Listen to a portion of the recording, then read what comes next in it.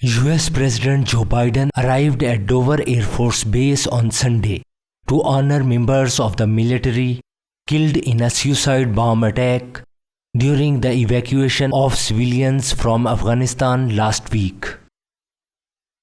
An Islamic State suicide bombing on Thursday killed scores of Afghans and 13 American troops who were guarding Kabul's airport amid an airlift that has evacuated about 114,400 people in the past 2 weeks.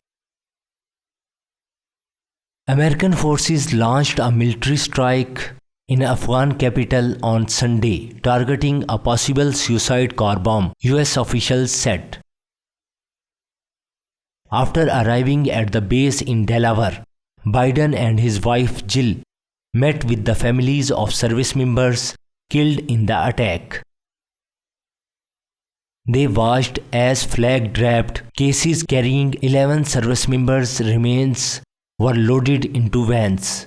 The sounds of crying could be heard, and one woman collapsed and was taken to an ambulance.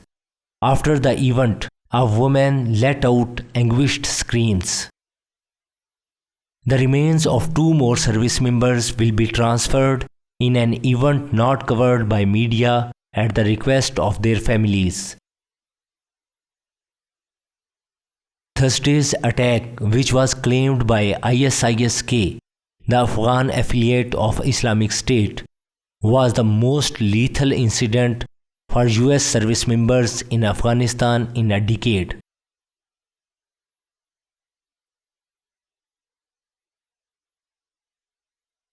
The bombing took place just outside the gates of the airport, where thousands of people have gathered to try to get a flight out of the South Asian nation since the Taliban returned to power on August 15.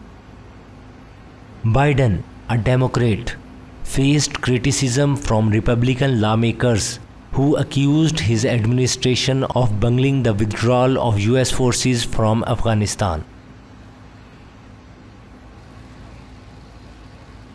The Taliban's rapid advance across Afghanistan amid the withdrawal of American and allied troops, combined with the chaotic scenes at the airport, have presented Biden with his biggest foreign policy challenge as president.